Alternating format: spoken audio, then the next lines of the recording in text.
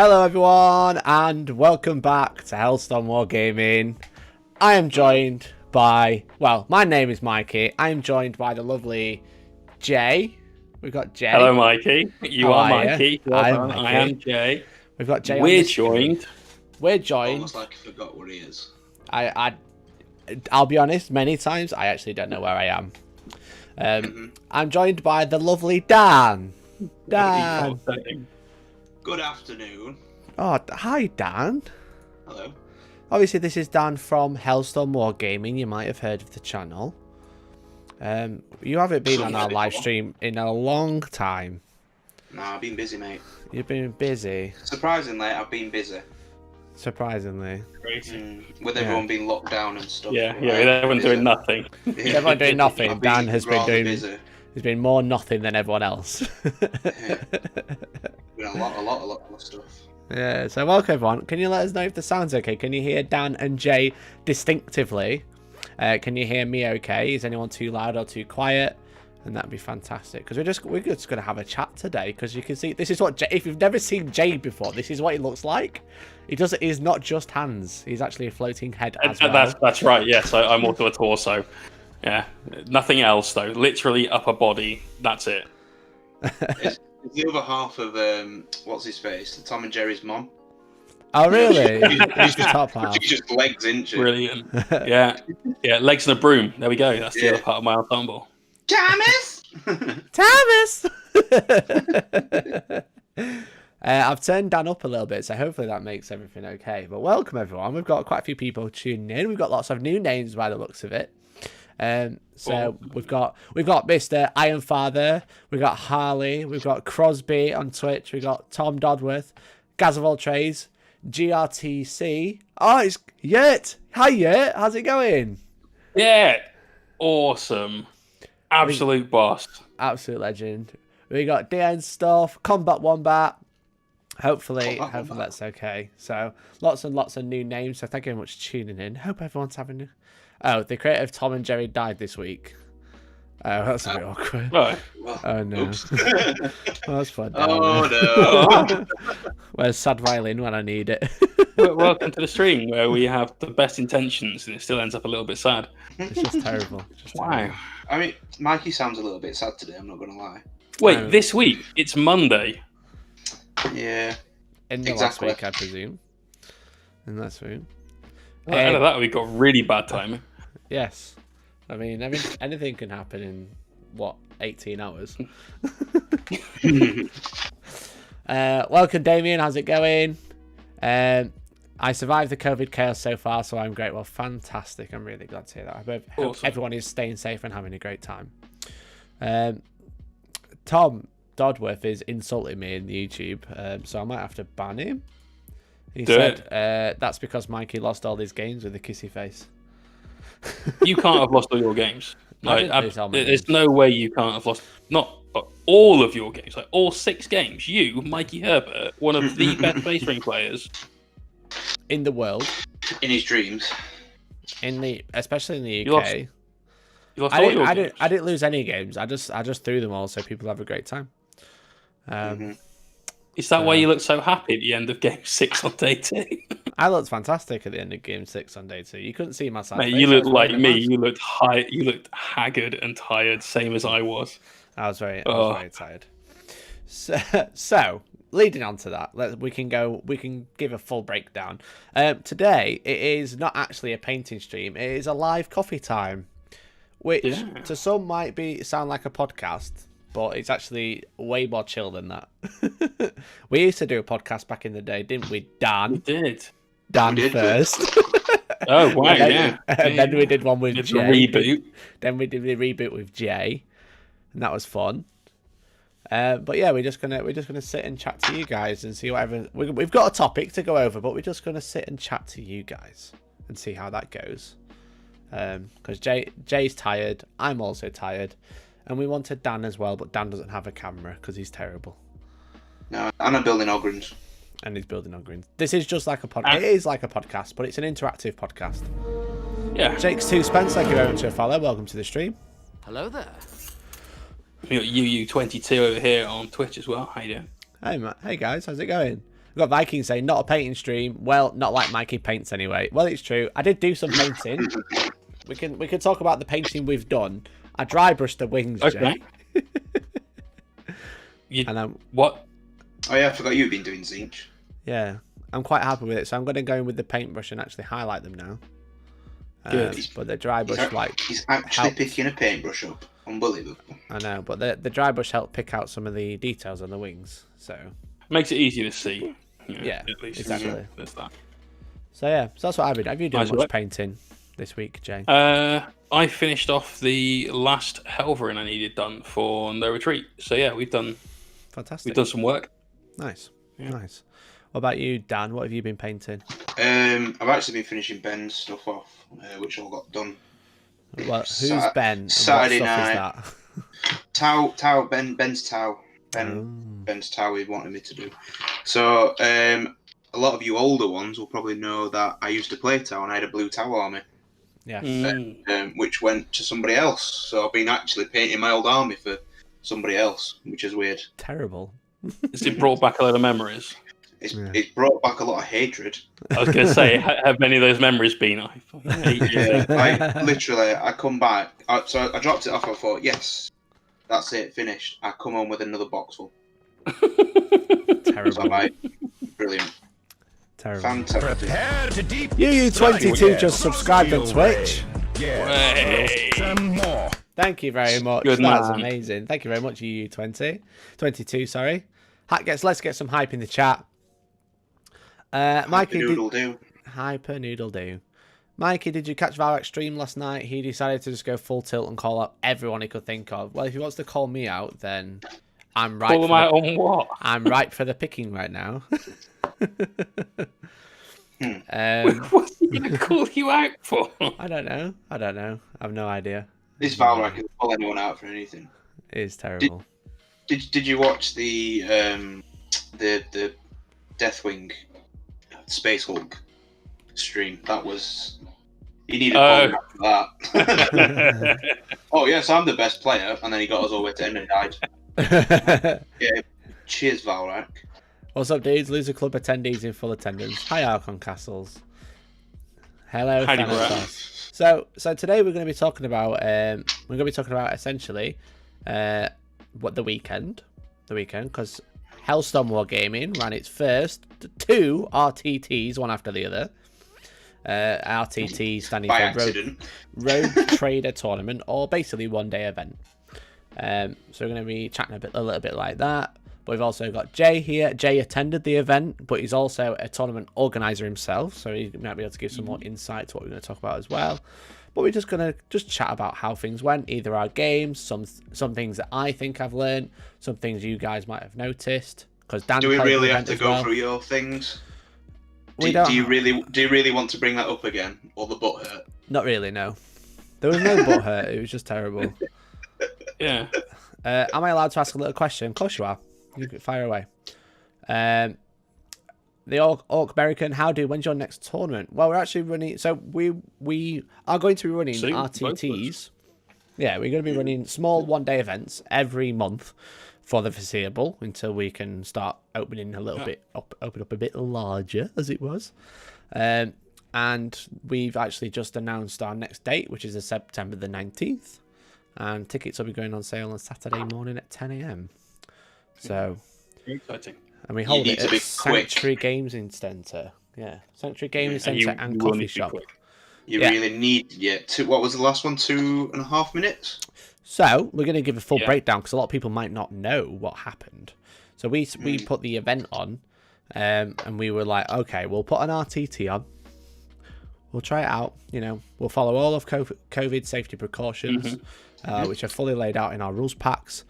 And I was like, I'll put an event on and it'll be okay. We might get 24. I might be able to play if it were all right. So we put the tickets on sale, and they nearly broke my website, and we sold out in 2.5 minutes, which was hilarious. But awesome. Like, super awesome. Hilariously awesome. So then I got lots of messages about asking about reserves, and I think within 20 minutes I had a 24-man reserve. Yeah. So I doubled the size of the event just for an RTT, because I was like, it's just, why does people want to play an RTT? Why? This is crazy. Because they haven't played in months. But then I was like, there's no events running. I'm one of the few. This is one of the few events in the country that's running, along with yours, the one that Vanguard Tactics did, and maybe one other one. So I was like, okay, this is a bit mental. So then we put tickets on sale for a Sunday event rerun, Electric Boogaloo, and that sold out in just over 2.5 minutes. It was closer to 3, but still, it was 3 minutes it sold out at. And we only had 2 dropouts, but it was 1 on each day, which is kind of normal.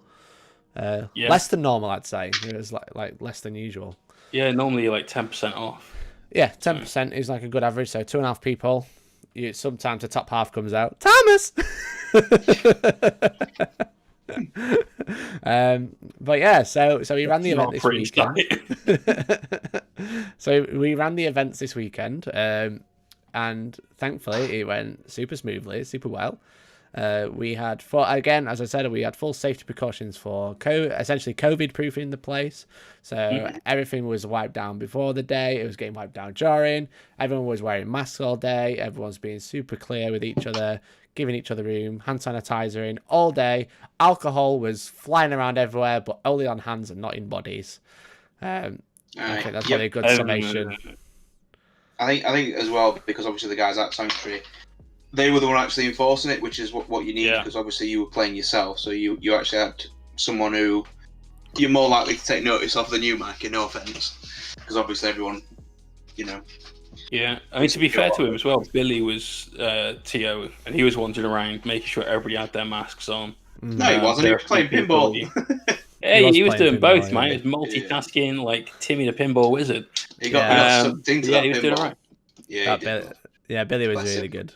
Yeah, we only see him once a month, but when he does, he actually does a job. He does pull through. He does. Yeah. So we ran the event, and we had a mixture of terrain.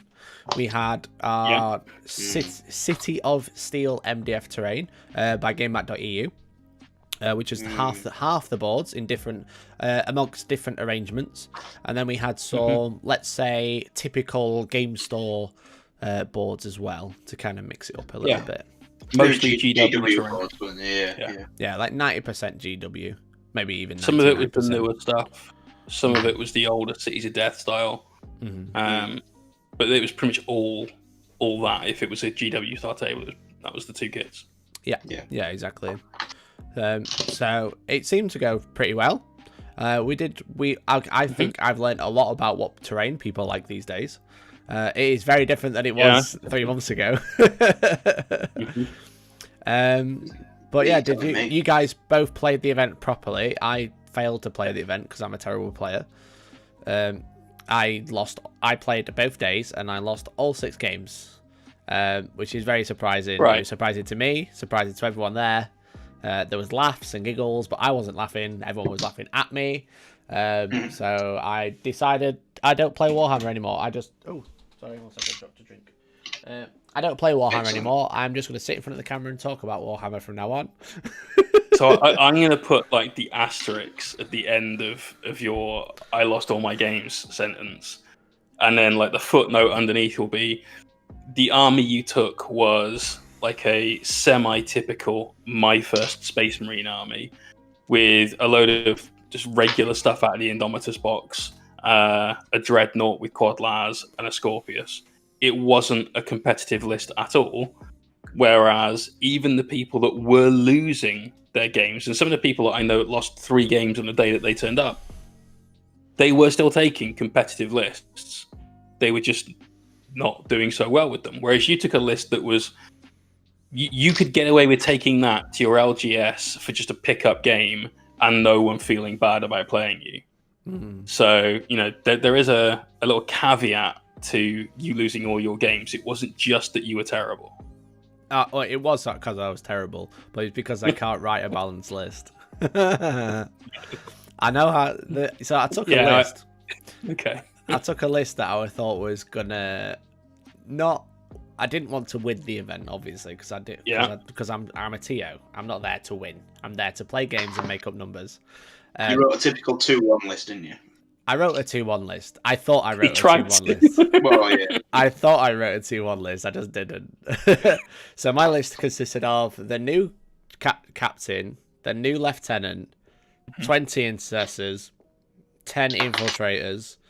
Then I had outriders, eradicators, grav drop pod, relic contemptor with twin Lars and a Scorpius and an apothecary. And it was a terrible list. But if you want to see it in action, if you want to see that same list in action against a very good guard list, then there will be a battle report out this Friday. And I can say I did do better than the weekend in that particular game. But what I've learned is it is quite an important thing. What I've learned is that when we record battle reports, we always use more terrain than you should expect, because we build a board that looks cool, because we want people to watch. We want to make it look enticing. We want when you look at a board that we've built in a battle report, we want you to say, that's an old city, that's an old outpost, or just something, like something narrative, like we don't really do much narrative in our battle reports. We don't really focus on it, but when you look at a board, you can see there's something that's happened there. It is like, it's all relative to each other. It's not just stuff on a board. It's an area somewhere in the universe or the galaxy, and it makes sense, right? That makes sense. What I'm trying to say. It sets the scene. Yeah, exactly. It's a scene from something. It's a made-up scene. It's not related to anything. But in our head, we can say, "Oh yeah, this." Like when me and Dan played on a battle report on Premium, we played Gene's Taylor Colts versus Imperial Guard, and we fought in like a mining facility, didn't we, Dan? Yeah. So there wasn't much like, there weren't like two L's in the middle. There was like some pipes, and there was some like sludge stuff or whatever, and then there's a couple of some buildings in a corner, for example. But in a tournament, you don't have that. What you have is perfectly symmetrical terrain in most cases. You have some L's in the middle to block line of sight. You have some L's in the corners to hide your stuff. You'll have some other stuff dotted around the board. And what I think I found was that a list that I would use that I think's balanced on a battle report board is very much not balanced when you go to a more typical board. And I think that caught me off guard. Yeah, I think that terrain in 9th edition is actually even more important than it was in 8th edition. Yeah.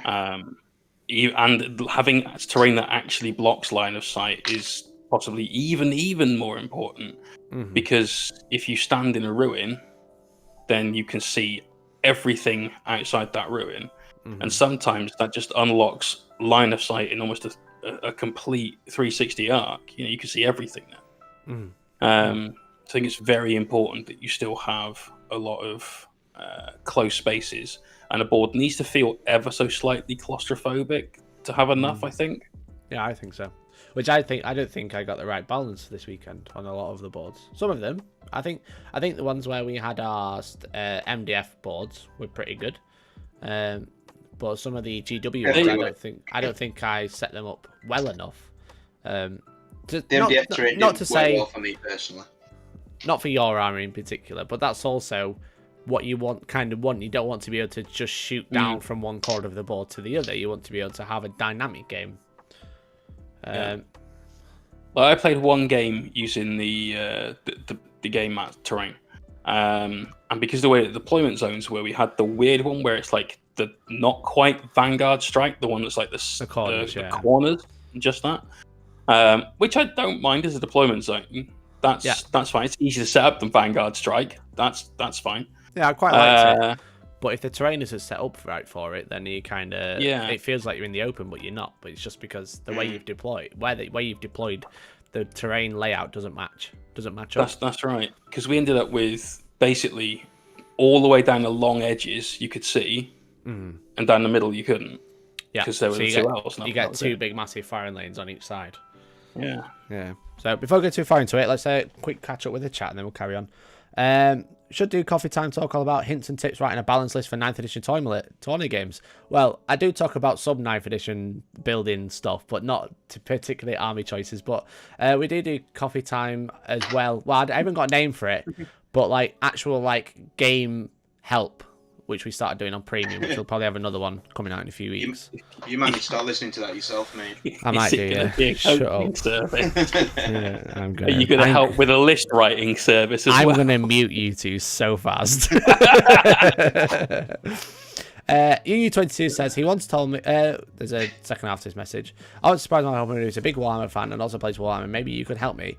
He once told me that you did t-shirts with Necrons concerning the new rules for the minimum size of tables, and it was something special for Patreons. I hope I got it right.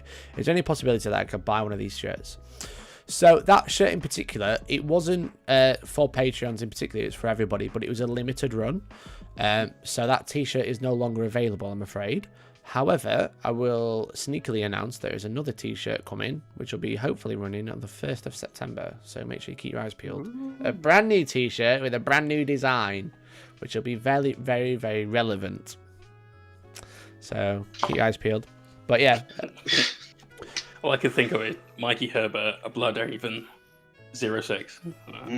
That's it. Right, you two muted. Hashtag no wins. Hey, Science Pie, how's it going? Ooh. The Wise Monkey. Hey, dude, have a blast. Cheers, buddy. Right, how many players did you have competed? We had 24 players. Well, 23 and me. I wouldn't say I was competing. You're doing this yourself. I'm just so seeing us bad. SM Violent came to the came at the weekend. It was very nice to meet you, buddy.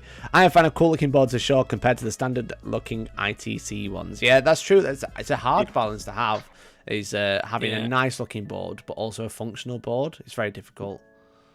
Certainly for me, I feel that it's great playing on a nicely presented, decorated, amazing scenery table. That's fantastic.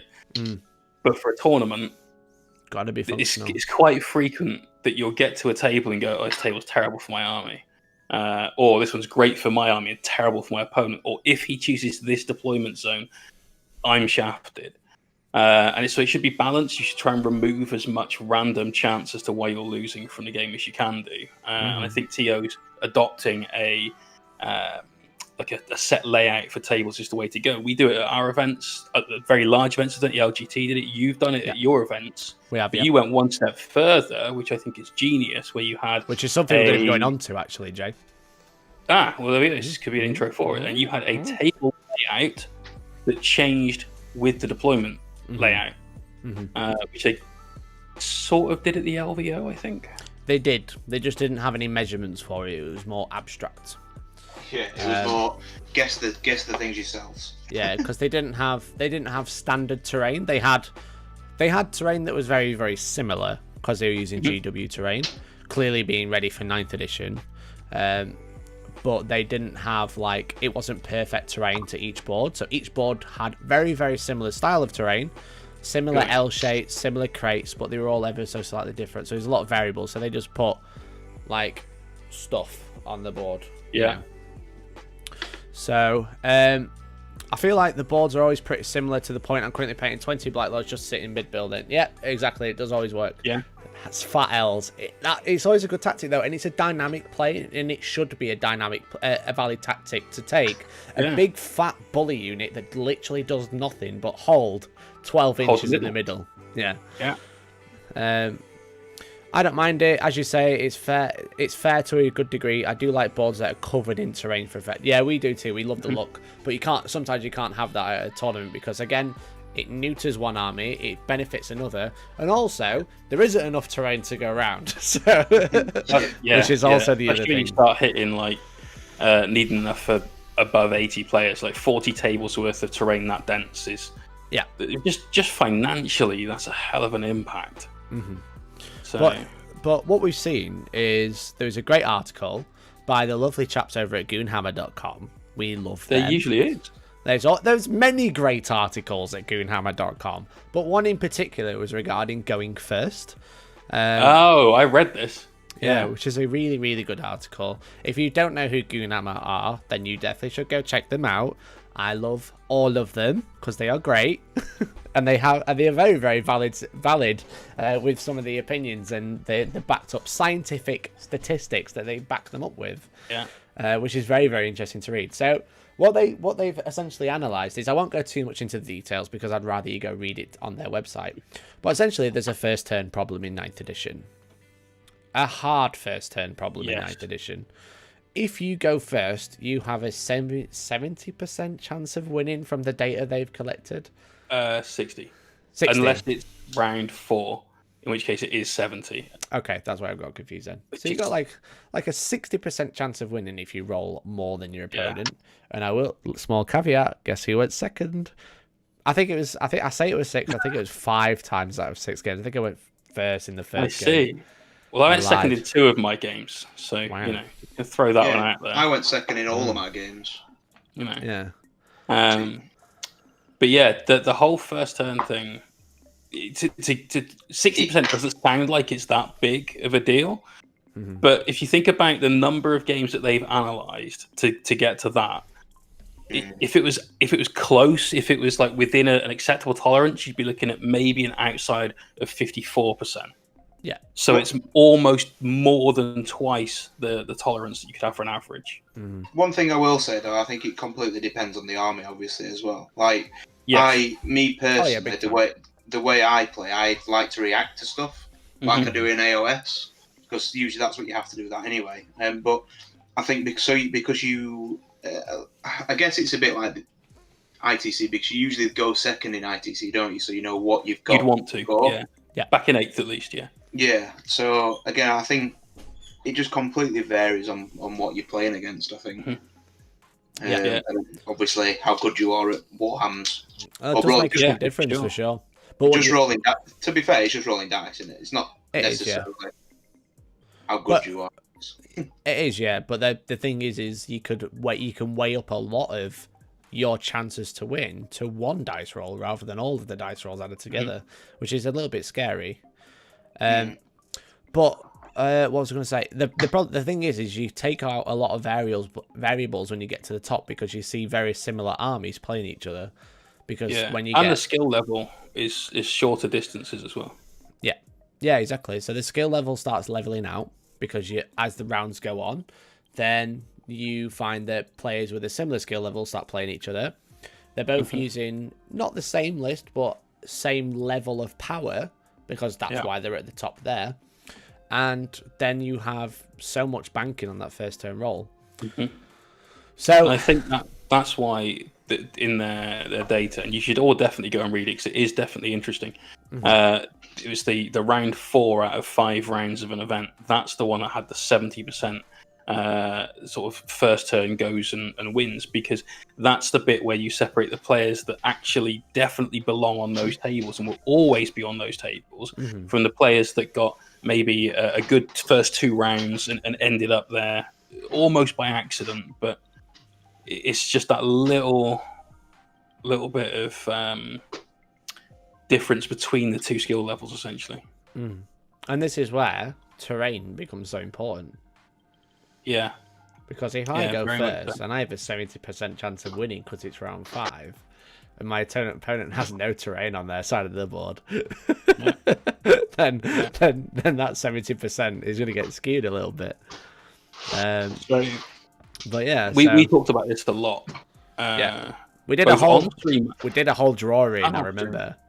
Yeah, we did. And we think that you should be able to hide around 70% of your army, because if you can hide 100%, like you said, you both sit there for a while, and whoever's got the secondaries that they managed to max because they could fly into a table court in the last minute of the game and raise a banner and things like that, auto wins. So that you shouldn't be able to do. But if you can hide about 70% of your army, so that you don't mind, like you put the 30% you couldn't quite fit behind cover somewhere where you don't mind if they die, but your opponent has to move out with their stuff to kill it. That's where things become extremely tactical. Yeah. And that's where we need all tables to be on any tournament terrain board to ensure that isn't a problem. But that itself is an enormous problem. Think about all of the tables that you guys might have played on between the end of 7th and let's say the middle of 8th. Yeah. And everyone would say like, "Oh, terrain's no good because it's true line of sight and this and that and the other." Unless you were playing by the ITC rules, which helped out quite a lot. And then think about the last sort of really unfortunately sort of 8 months or so of 8th that we had before lockdown, where people were getting on a terrain train. We were making sure we had tables that worked in 8th. We now just need to do that again for 9th, and it will take some time. Yeah, exactly. Because you still need to true line of sight anyway, don't you, in 9th through the terrain and stuff like that. Yeah. Which is sometimes I think, I don't know. I think I'm just going from my game because, like I say, it was the game map terrain where there's no holes in the L's. Mm-hmm. Yeah. So I can't see anything on on that deployment at that point. Well, that was perfect for me because that's the only time I could actually hide something. Yeah. Because my models are so big. Yeah. And the problem is because you want to be able to see through buildings sometimes, as like you've said, Dan. You want to be able to just hit that ruin, be able to see through it and shoot. The problem is when you have a unit that's so obnoxious with shooting, like let's say 6 Castellan robots or Eradicators, but 6 Castellan robots, and I might have a picture of one of our boards. I think I do, actually. Is it just 6 robots in the middle of the table? We can see everything. No, but what I was, it will be that example. I've actually got the board Dan played on. So, okay. I mean, I think somebody moved our terrain as well, didn't they? Before they moved our terrain, yeah. So if you see it here, it's very different from. Oh, that didn't work. That's good. Hey, Des, how you doing? There you go. So this is the board Dan played on. This is our game mat terrain in a particular what we'd call hammer and anvil style setup, but we weren't moving it. It was just standard. And the L's were, in Dan's game, the L's were a lot closer together than they should be. Yeah, you couldn't fit Lehman Russ through the middle. So, wow. That's way too close. So it's been moved. That's why we need to know. We need measurements for where things are. Mm-hmm. But what you get is if you have holes in these L's, then like if these were GW L shapes in the middle, then a unit Castellan robot just walks in the middle of the board and touches both, and there's nowhere to hide. Yeah, there's literally nowhere. So yeah, but that's the same for them though. There's nowhere for them to hide. But they don't need to. I think the point there is that you have something that is super durable, that puts out a tremendous amount of firepower, and you could substitute that for things like Riptides, maybe a couple of Knights, a big fat unit of aggressors, that sort of thing. Anything could just stand there, take a bit of a beating, but dish it out and wants to have lines of sight to do it. It trades up every time it shoots. Yeah, definitely. By that term, I mean, guys, is by trading up, I mean where they get shot, that unit will get shot and it will lose some of that unit, or you'll lose that unit. But when they shoot back, they kill way more than they're worth and then some. So they trade up every time. Yeah, extreme efficiency. Yeah, let's have a quick look at the chat again. Terrain, if you have enough terrain, this will reduce turn 1 effectiveness. I totally agree, and that's kind of what we're addressing in a minute. That's what we're chatting about. I don't think there are enough data points yet, and I'm not sure the meta is mature enough to be certain of those conclusions. It's a valid criticism. There is a lot of data points, though, that they've analysed because there's a lot happening in the US. There's not so much happening in the UK just yet, but in the US there's quite a lot. But yeah, I agree. There's also things like TTS tournaments that they can look at as well, and there have been hundreds and hundreds of those because people have been bored over lockdown. Yeah, exactly. And what was the last thing I was going to say? I agree that the meta is weird. We're essentially playing Index 40k at the minute. So the game isn't written for your codex. It's written for your next codex. You just don't have it yet. So, which weirdly almost promotes a sense of balance. It's not quite. In fact, in some cases it definitely isn't. But because everyone's still currently in that boat, it's not so bad. Give it till, like, we'll say November, when we've got 2 new codexes out, and it might very much be completely not balanced. Yeah. So. Yeah, exactly. Put down pay to take where the terrain's supposed to be, so if people lose it, yeah, that's something that we need. That is essentially my fault, because I should have essentially checked every table before people played on it, which I didn't do. I did a lot of the time, but I didn't do it for every single game. But again, if you have people that move it, it gets moved all the time when you're playing anyway. So that is totally my fault as a TO. Hello from Spain. Right. Hola. There's a lot in a short period that managed to run over Oz and Kiwi land before they got put back under COVID restriction. Yeah, exactly, that's true. Chris Rosin, hey dude, how's it going? How's it going, buddy? Good to see you. Shadow Sun says, I prefer a lot of terrain. I played on a heavy table last week against Admech, and the guy was always able to fire all his guns, yet still complained about terrain. Guess he does not like moving. Yeah, and that's what you got to find the balance. You got to find the balance of enough terrain, not too much, but enough. You should still be able to move. You need to get to objectives. You need to be able to play the game. And it shouldn't be zone mortalis. It shouldn't be like, well, I can only really shoot 12 inches in front of me, because that doesn't work either. Yeah. But you've got to have that careful balance. But it's better to be on the slightly too much and slightly too little side of that balance. Yeah. How do you feel? Gazaval Trey says, how do you feel about the idea of always deploy as if you're going second? Does that work in tournament play? And I think that's invalid. You don't? I don't think... You can't use that as an absolute hard set rule. You should always deploy, ideally hoping to go either first or second, whichever one you want for your army. Because Dan was saying he'd prefer to go second. Yeah. And his opponent might say, right, well, you're going to go first so that I can react to you. So you should always deploy hoping for the outcome you want, but being prepared for the outcome that you don't.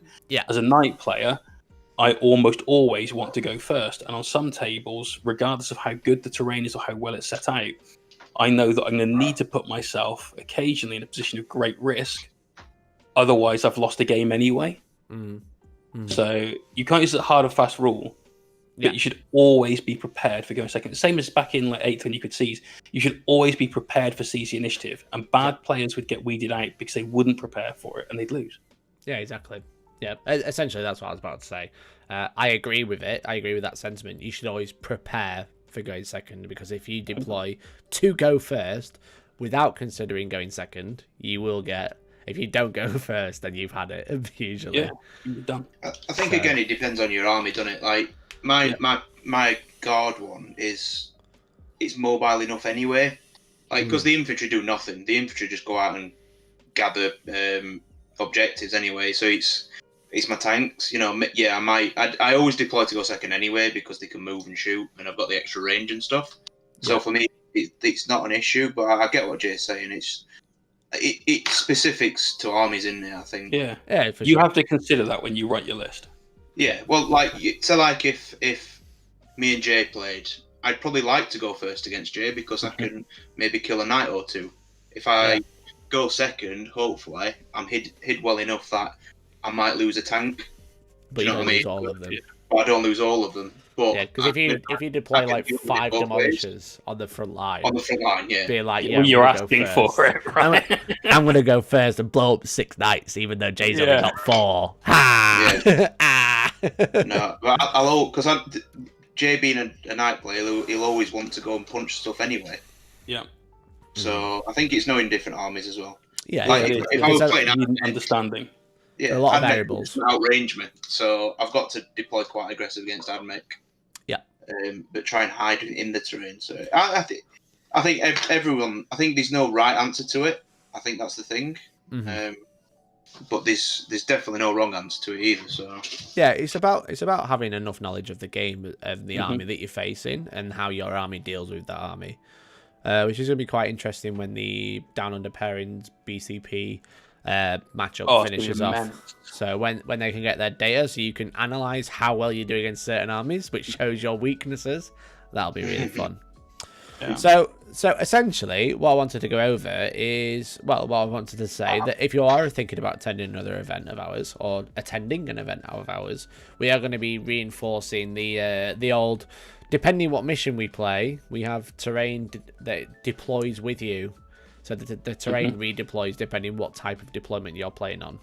which is very important because I played on our terrain, MDF terrain, I think 3 times, all 3 games on Saturday, and all the games, I essentially the way I set up the boards in this way, I kind of set them up with a deployment zone in mind.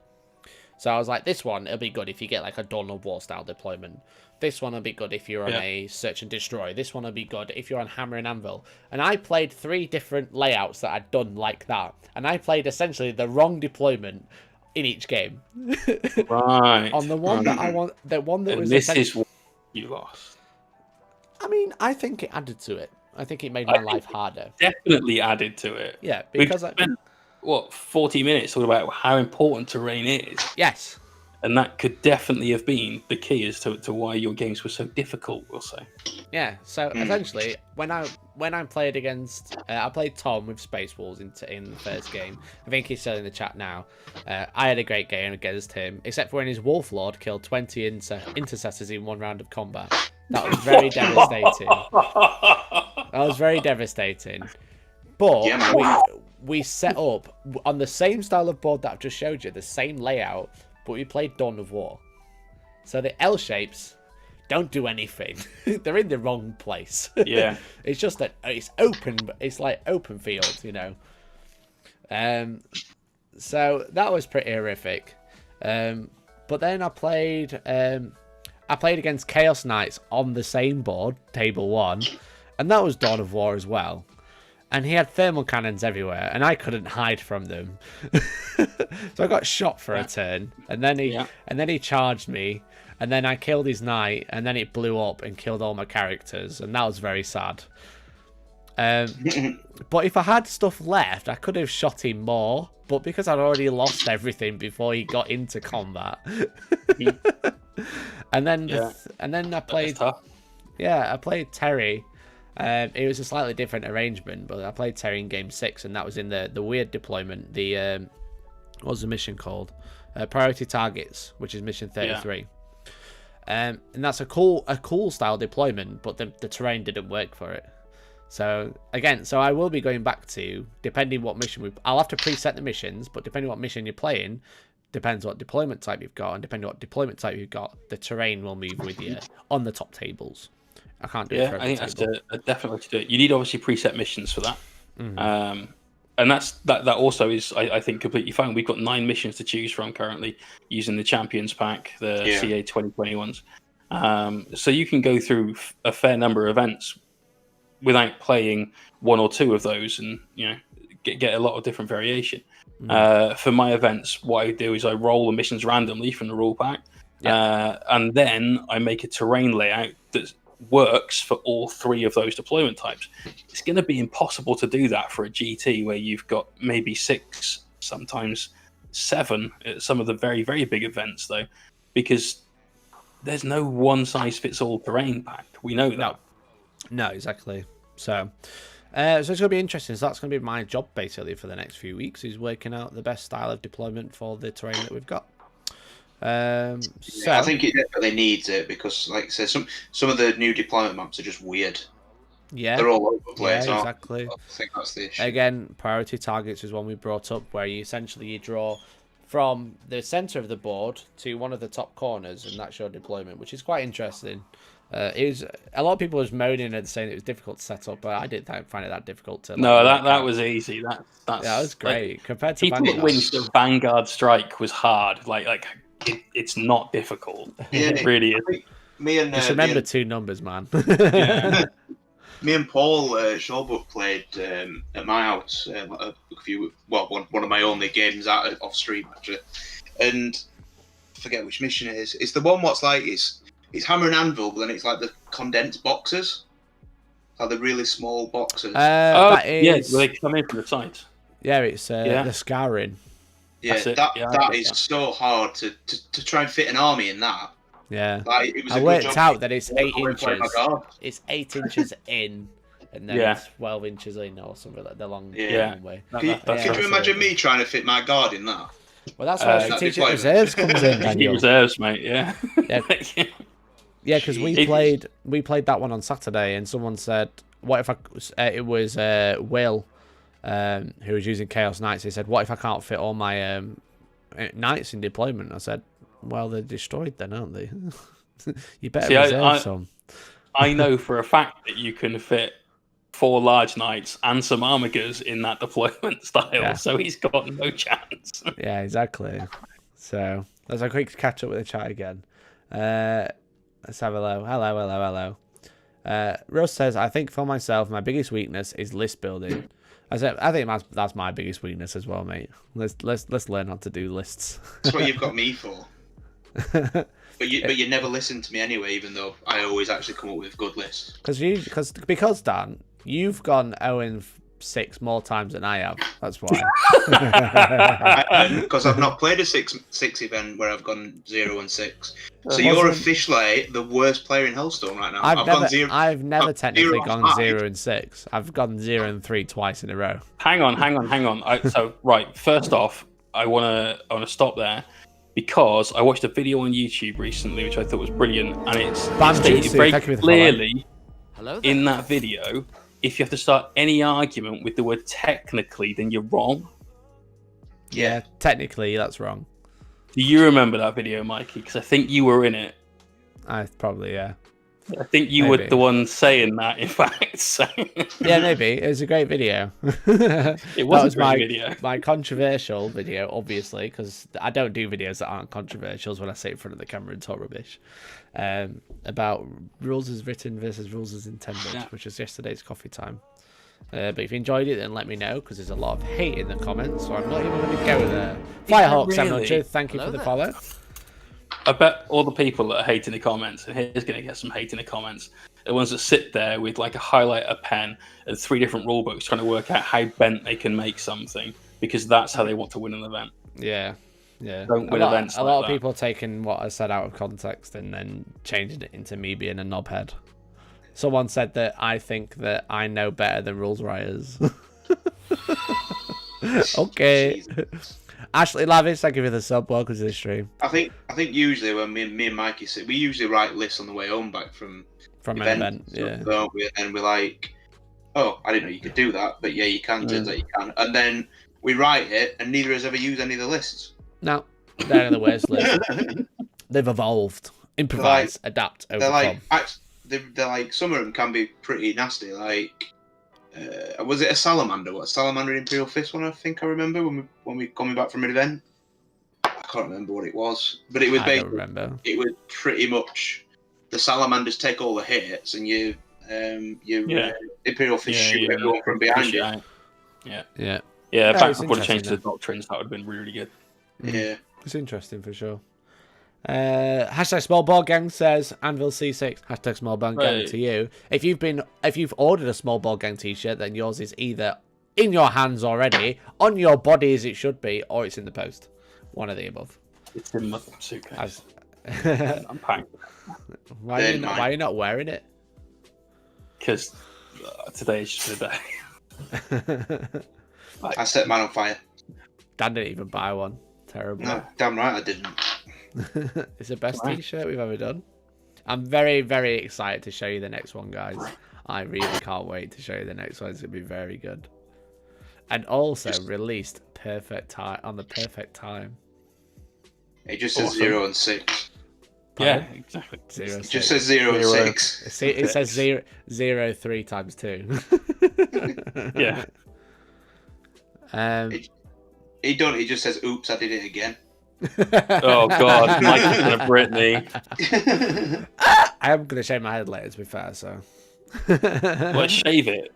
Yeah, like fully. Yeah, all of it with a garden. Now leaving the top. I'm going out the top. I'm going for a Skrillex look, as you can see.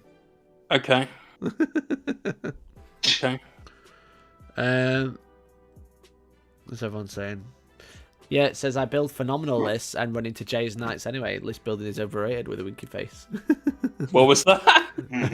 Yeah, it says list building is overrated. I build phenomenal lists and run into Jay's Knights anyway. Lol, who was that? Yeah. Oh, yeah. That was a great game though, dude. That really was. That was my favourite game at the Alliance Open last year. Orcs versus Knights. It was just awesome. Yeah. Super awesome. Nice. Rich Beanon says you were spot on with what you were saying. I think regarding the video, spirit of the rule is far more important than the wording. Yeah, hopefully. I mean, a lot of people are saying, "Oh, you can't just make up the rules because they don't work like you want to," and that was like, that's not what I'm saying. I'm saying you can't make up the rules because you want them to work like you want Yeah. to. Yeah. I'm talking to you, and that's why you're pissed off. Yes. Yeah. But I'm somebody that has. Because of the way my brain works, and my dyslexia, and I have to sort of read things in a particular way. I will always play rules as written, because otherwise I've probably misunderstood them. Yeah. But I'll never do it to something like I'll never try and sneak an advantage for my army out of it, because I also don't want to win a game like that, and I certainly don't want to win a tournament like that. Yeah. And it wasn't really the point. I wasn't saying that you should make up the rules because that's how it would work in the war, or it was more to the point where people are saying, well, technically raw, then it's this, and it's like, well, no, it's not technically raw is this, it's that's not how it works, and that it's not how it works. You're just telling me raw it does. That's the problem.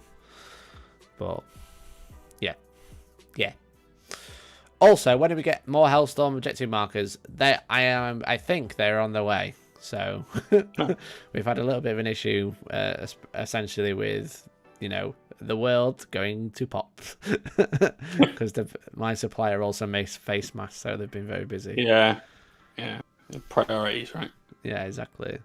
So I think I've kind of hit most of the points I wanted to talk about, really, about running tournaments in 9th. It was definitely an eye-opening experience, because I think the main thing is that ruins aren't the number one anymore. Everyone's obsessed with woods. Solid walls. Everyone wants woods. Solid walls. Everyone just wants woods. Solid walls and woods. Yeah. Give me that -1 to hit, please. Yeah, like it seems to be like a fan favorite. That's what from both days. That's the main thing I took away from it, was that people like L's, but they also like woods that come in the way of the L's, rather than just having 2 L shapes and then L shapes in your deployment zone. Well, funny you said that. Because since the Sylvaneth changed their woods, there's going to be lots of Citadel about. Yeah. Maybe that's a thing. All go and buy Citadel woods for your tournaments. Tell you what, exactly. I don't like on tables anymore. It's craters. You don't? Craters. Yeah, difficult terrain as a devil right now, because it takes away from your movement. So not just your advance roll or your charge, but your movement. Every move is -2. Yeah, unless you've got fly, and that's quite big, actually. Yeah, because the craters that you were using are about the same size as the ones that I use at my local, because we got the LGT terrain set. Yeah. And that crater for there is like 11 inches by 7 or something. And it's way too big to put anywhere on the table, because it blocks off this enormous space, which only makes it difficult, really, for combat armies. And they've got a difficult enough time anyway. It does provide cover, though. It does. But it affects everything as well, doesn't it? It makes everything so much harder for a combat army. I'd almost rather you put down more woods instead of craters and have that -1, because that's still at least cover as well. Yeah, because I think the things that we were using for craters on the MDF boards are a little bit too big to be a crater, because you can't really dodge around it. It's either you're in it or you're not. So, but I think it does make sense that the area terrain and difficult ground. Yeah, because it looks like a little ruined building, so it makes perfect sense. Yeah, it's just not ideal. I think because I'd love to run that as like a wood or dense cover, but it doesn't look like a wood. It looks like a square with walls on it.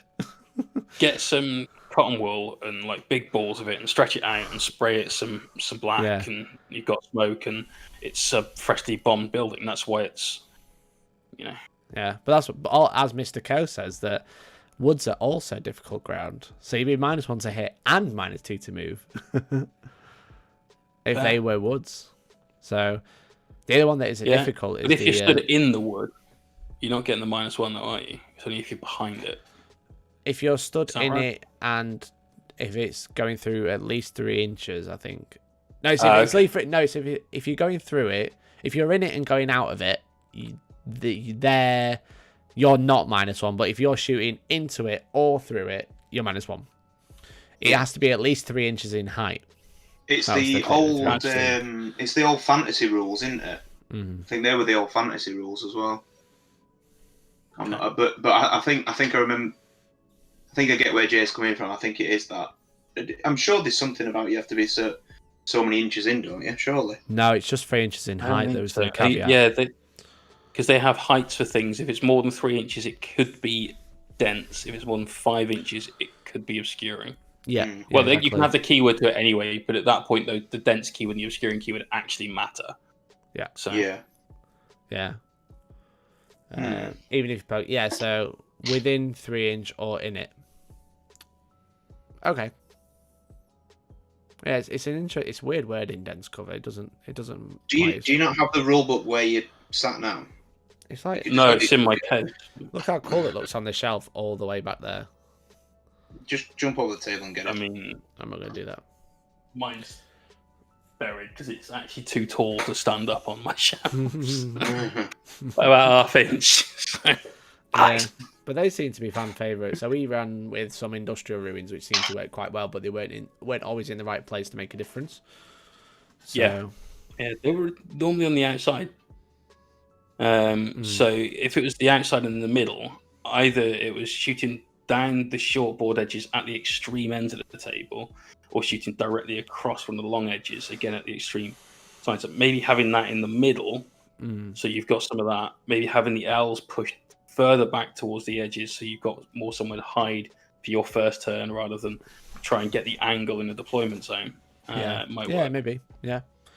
Because that was one of the not a complaint, because it wasn't, but one of the concerns I had on the tables that I played on, the first two, that neither myself or my opponent could really hide, because I have Titanic creatures, so that we can ignore all of that part of my army, but my Armigers are just vehicles, they're not Titanic, and so they benefit from obscuring traits for terrain.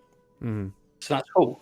But because the bits of terrain we had some ruins that were about 5 inches across, I could stand one behind it, and he's blocked from one angle. Yeah. As soon as you move left or right, you're not. Now, it's the same problem was true for my opponent, who had a load of dreadnoughts, but he also had high-value targets like eradicators that I wanted to kill first turn. If he deploys them in cover, because there's windows, I can shoot them.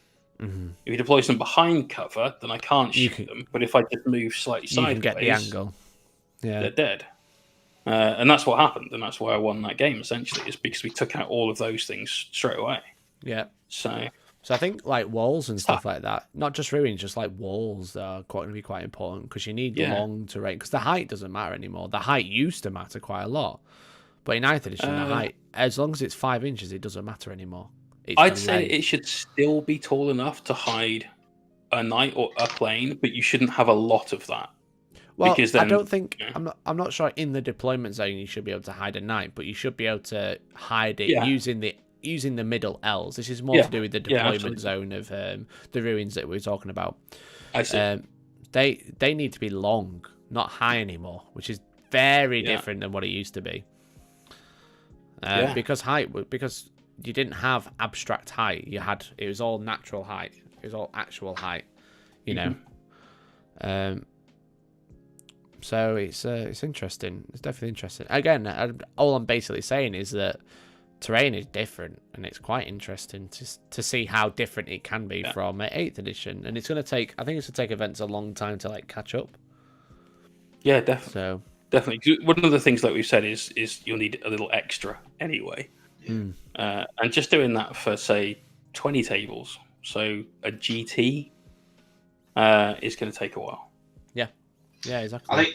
I think the other thing is as well, you don't know what's coming in the codexes, do you? So there might be a lot less kind of like, ignoring cover shots and stuff like that. You can't really judge. I don't think you can judge the terrain until you can judge what the armor's going to be like, if that makes sense. Yeah. Not to forget as well, you don't know what terrain the player's going to be bringing to their games now.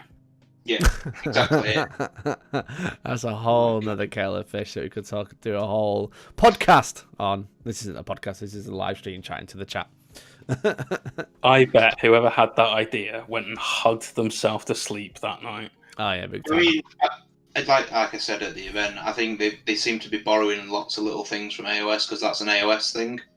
Yeah. So we should say as a little caveat what we're talking about is the new book that got announced on Saturday, tactical. It's the tactical missions into Another chapter approved. Could be tactical mission. Is it tactical missions? Tactical I deployment. don't know. Let's No, just call it nothing to do with tactical deployment. Book. But it was a book based around match play missions specifically, where an event organizer could say, right, we're going to play a tactical mission pack event. And what that means for the organizer is he provides you some flat playing surfaces, hopefully some mats as well, for you to play on. And then players bring terrain to the event themselves. So I would bring half a table's worth of terrain. My opponent would bring half a table's worth of terrain. And then there's rules in the book, apparently, for making sure that can be laid out correctly so it doesn't provide an innate advantage to either player. I will say I'll be bringing some 2-inch thick, 9-inch high, 9-inch long, completely solid barriers that do not have the breachable keyword. To every single game. This is it. I think because we were saying at the event, I think it's mainly for hobby, but it can be abused so much. Yeah. Because you like you say, it's supposed to be for hobby, obviously, to make your terrain for how your army looks. Like, I don't know, Jay, you do like a Mechanicus setup, whatever. We know you're not going to do that because you want to, make your army survive. But but that's the thing, isn't it? I think GW kind of think, oh yeah, everyone loves a hobby, which don't get me wrong, people will do. People do it. Again, AOS, they do it, they hobby it, but AOS is not really a terrain-driven game. Yeah, it doesn't make a difference. 40k is massive with what you can bring. Like, what if you just bring the? You remember the old when they used to have the siege warfare and they had the big, massive like Imperial Palace walls? Oh yeah. We just bring 5 of them. Here you go. There's a castle. Try and beat me now. It's definitely stopping you, even from a friendly lore perspective, of taking an actual castle. Proper bricks and mortar, and it's a feudal world in the Imperium that's been recently discovered. Mikey could take 5, what they call sky shields. So have the entire army sky shields. Yeah, you're playing at Heathrow Airport. There you go. Yeah, why not? So, Hellstormwargaming in 2029, when the world is back to normal, is running a 60,000 man event. And you have to bring your own mat, your own table, your own terrain, and you have to find your own venue. I'll just do the clock. And you just sell the tickets, right? Yeah, I sell the tickets, and I'll be running it all through BCP. I'll send you notifications. Yeah. Can you imagine? Like one guy in Scotland matches with someone in London. Well, hang on. This could be an international event, all right? Yeah, you mean London, Wisconsin? Sorry. Yeah, why not? Just do what you want. Who cares? There's a question to you two probably is it Solid Soul? I think it is. That's probably a question more to you guys than it is me. Let's do the chat. Solid Soul says, I'm part of an organising team for a narrative campaign. Do you have any tips for a first-time organizer like myself? Any mistakes that perhaps you have made that I can avoid? Jay, would you like to give your first tip? Yeah, so narrative campaigns. Here's the tip that I think is definitely what you need to go with to begin with. Like the number one tip is, if you're playing a narrative campaign, then you need to make sure that all of your players are invested in it from a narrative standpoint, not I'm going to bring a soul-crushing list to this thing because I just want to win. And you need to either have like a referee, perhaps, to sort of look over the list and go, sorry, mate, that's a bit much. And there are actually tournaments that do that. Throne of Skulls does that, I think. If your list is completely they have done it recently in the last. Fraxerix, thank you very much for following. Welcome to the stream. I think another thing with that is I think you can kind of do that in your rules writing. It's in terms of you Pack can say build, like list kind of building. like kind of like Highlander events where you can only take one of certain units They of work. troops. Yeah, like a Highlander event's really good. That's my inkling. But yeah, I get what you're saying. That's because someone will just bring 18. Cheese. Yeah. 18 Cheese. Baneblades. In terms of the actual event organisation, I'm not sure when or how you're going to be running this event. But if I were you, it's the boring part, but it's the most important part. I would get super clued up on COVID regulation right now.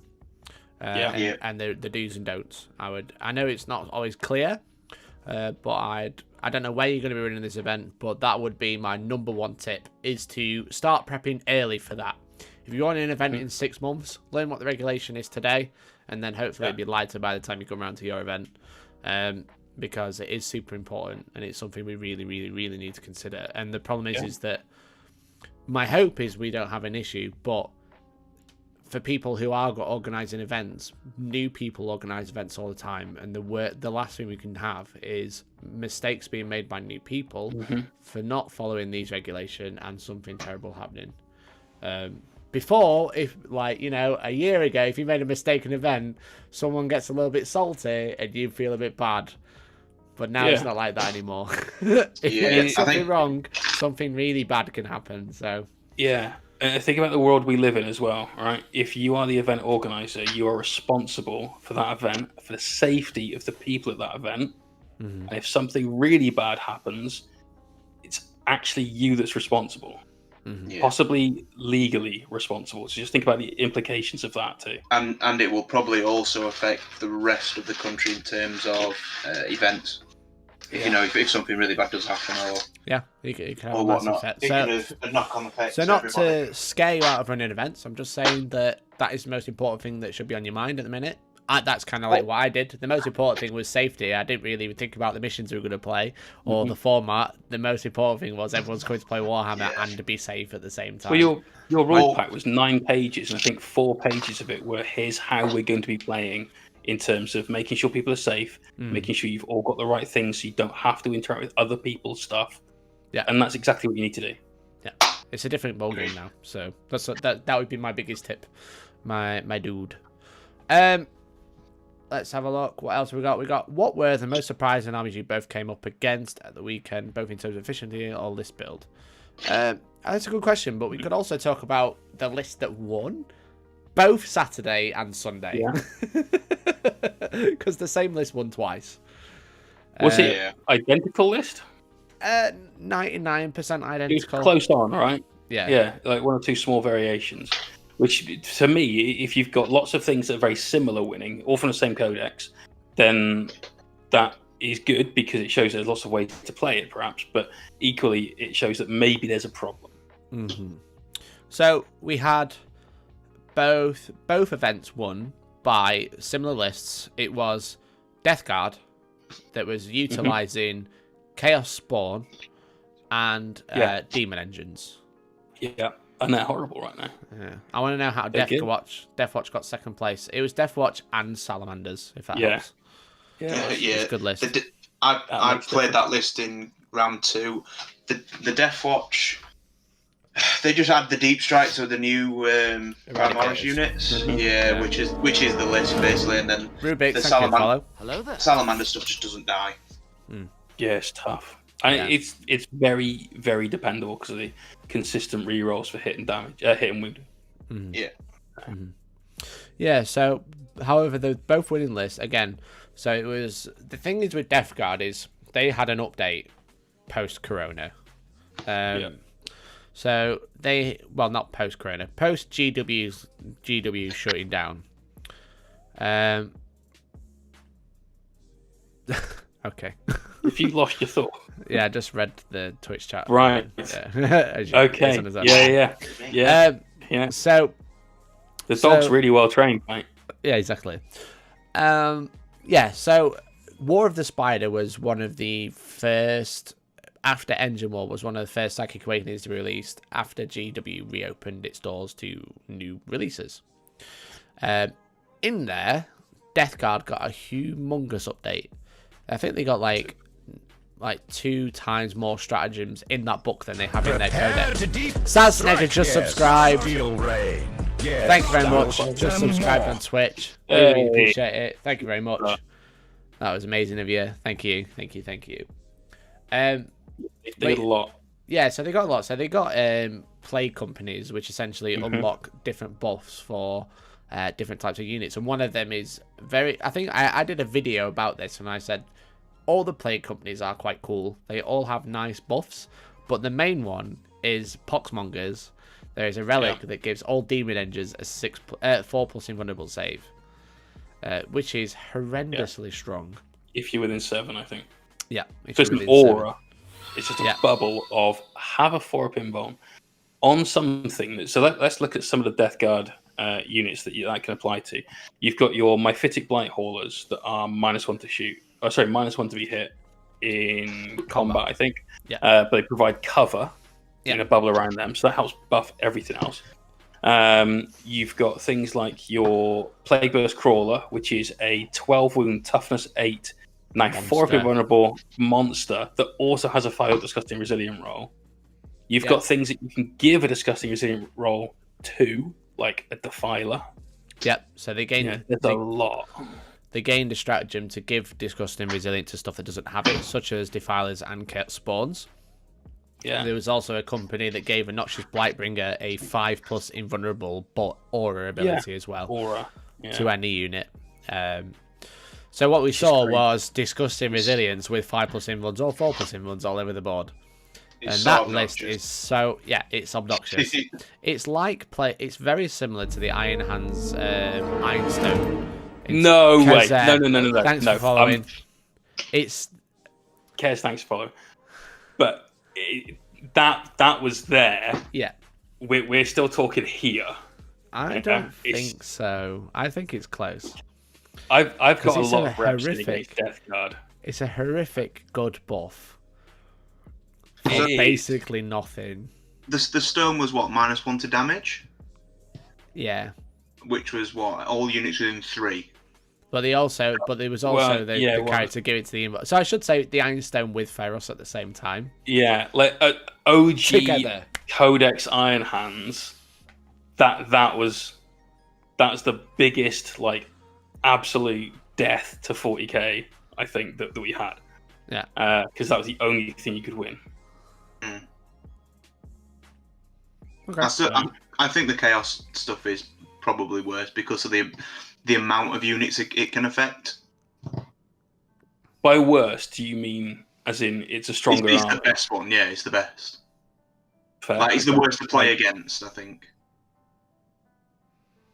Because of the 5-up feel no pain as well, and I get that. Invuln and I'd say in today's climate, it is up there. It is on its way up there. Yeah, for sure. Right now, at this point in 40k, it's one of the strongest lists, and we're seeing a lot of players that. And I'm not going to name drop them because that would be inappropriate. But there are players that immediately switched to Iron Hands in mid-8th when the Marine Codex came out. Now immediately have switched to playing some Death Guard, and it's some relatively well-known players. And those are the kind of players that will always take the strongest army they can take because they're going to a tournament to win the tournament. They're not going to. I mean, they're going to have fun, obviously, but that's their primary goal is to win the games. And so the army is strong, right? For sure. Yeah, I think to be fair to the guy who won yesterday, I think he has been playing Death Guard for a while. Yes, he has. He started that army with the magazine, so yeah. And he's been on your channel as well. I've played him with my old sisters. Yeah. Nice looking army.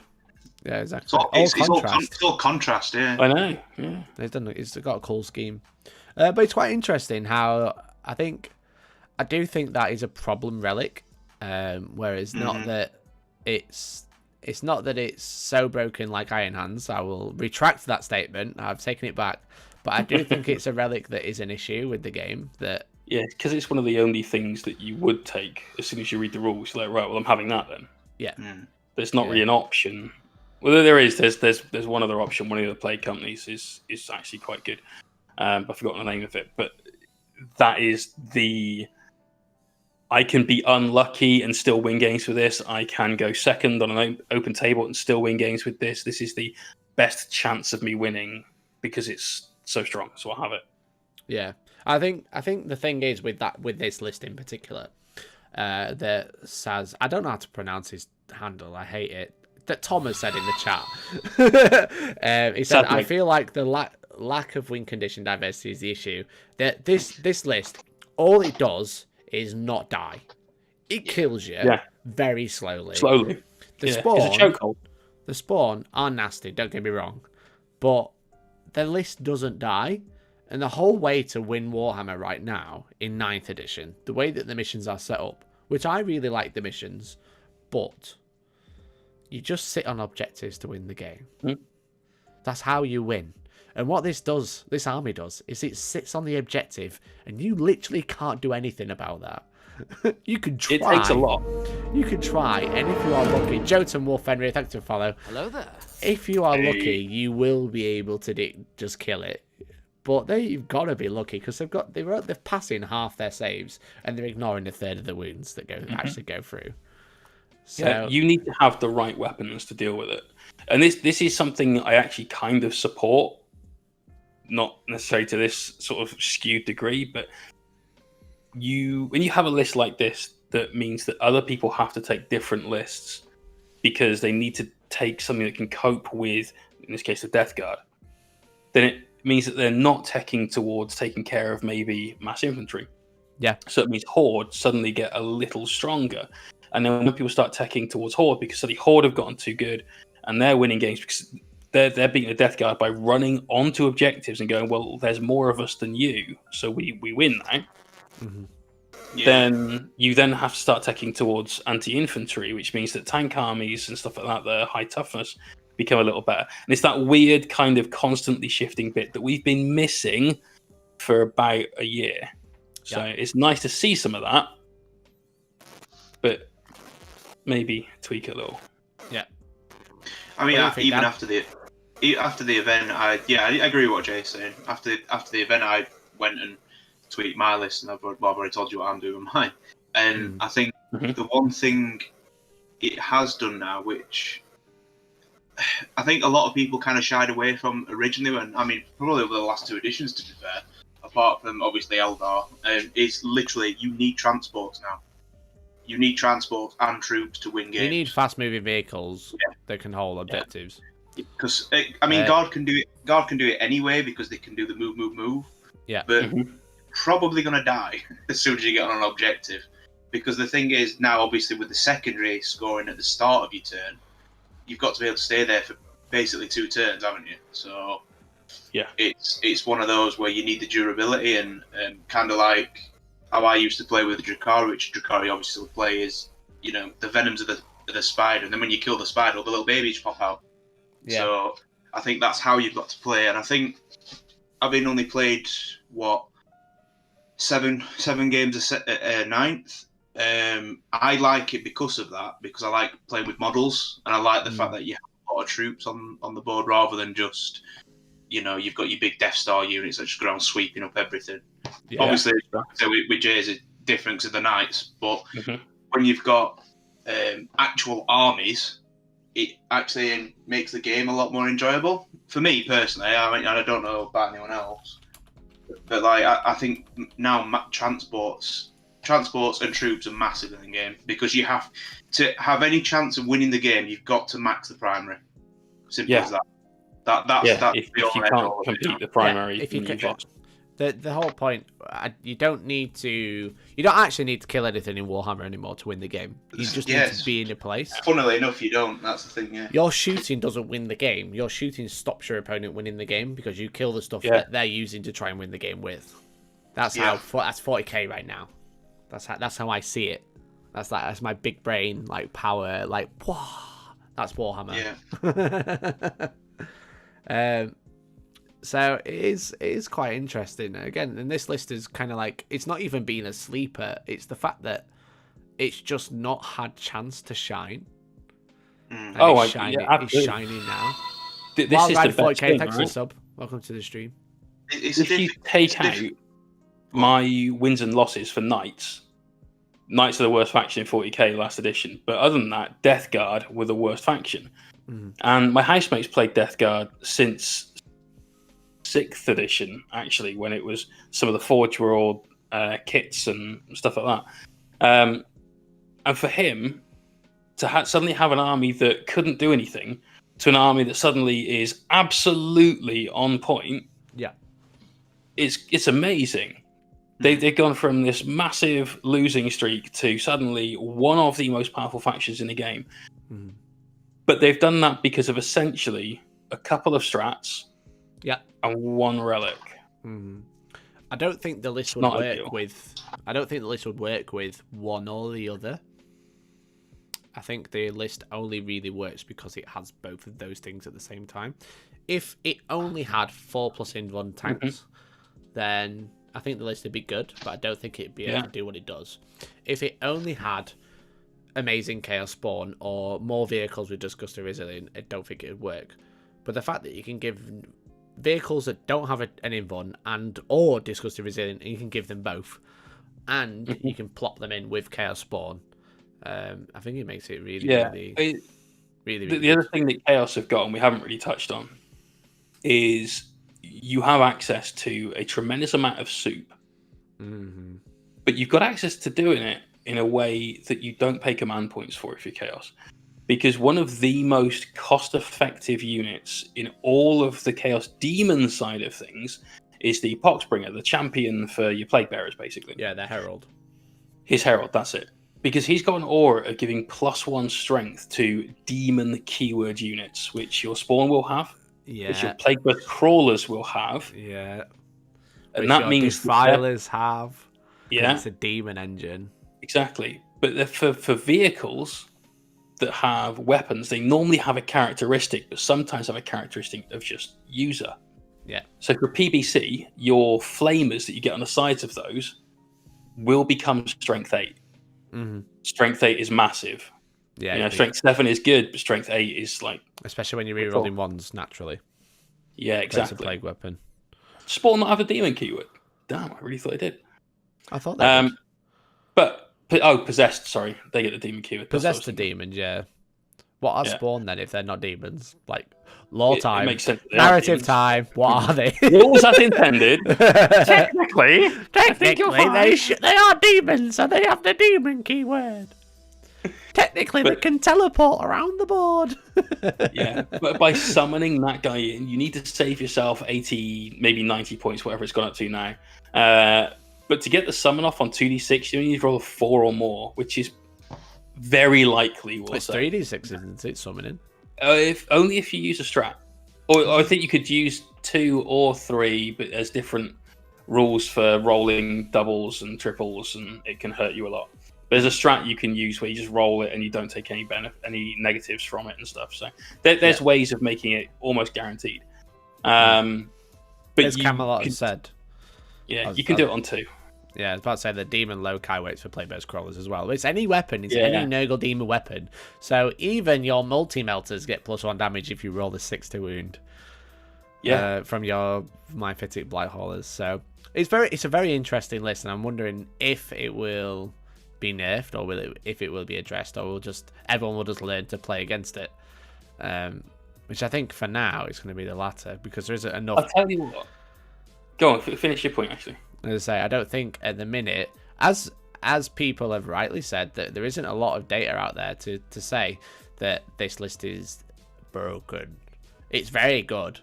No. It's one of those, like, you've got nothing really to compare it to. We've had 2 events. Yeah. Nobody knew what kind of... From looking around the lists... Also, cheers, Tom. Have fun. On Sunday, I think a lot of them were row as you would do an 8th edition list.